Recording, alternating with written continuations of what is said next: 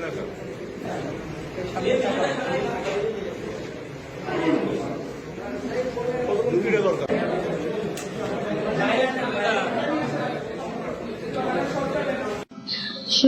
নামের একটা ছেলের সাথে আমার ফেসবুকে পরিচয় হয়। পরিচয় হওয়ার পর ও আমাকে বিয়ের প্রলোভন দিয়ে আমাকে বাড়ি থেকে বের করে নেয়। বের করার পর ঢাকা যাত্রাবাড়ি নিয়ে যায়।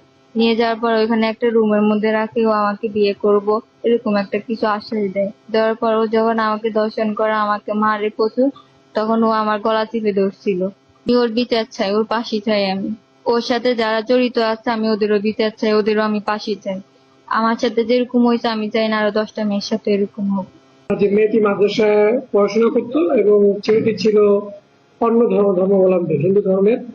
তো এখানে তার পরিচয়টা গোপন করে এই প্রেমের কাজটা করে।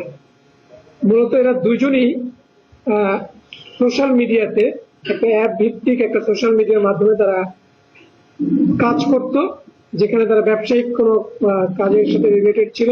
সেখানেই তাদের পরিচয় হয়। এই পরিচয়ে ছেলেটি তার পরিচয়টা গোপন রাখে, তার যে আসল যে ধর্মটা সেটা সে পরিচয় রাখে এবং এটা জানতো না। এটা তার যে ভাষ্য অলরেডি সোশ্যাল মিডিয়াতে সেখানেও এসেছে, আপনারা সেটা প্রচার করেছেন ব্যাপকভাবে।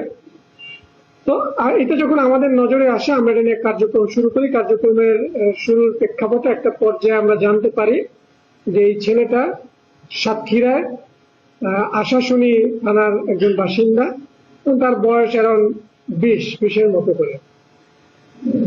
এবং এই মেয়েটিকে তারা প্রায় 20 দিনের মতো একটি হোটেলে রেখে তারা নির্যাতন করে এবং একটা পর্যায়ে, যে ছেলেটার নাম শুভজিৎ, এই শুভজিৎ যখন আপনাদের এই বিভিন্ন মিডিয়ায় প্রচার হওয়ার পরে সে যখন বুঝতে পারে যে তার সাস্টেন করা ডিফিকাল্ট হয়ে যাবে, পরবর্তীতে সে সাব্বির নামের একজন তার বন্ধুর কাছে তাকে দিয়ে দেয়।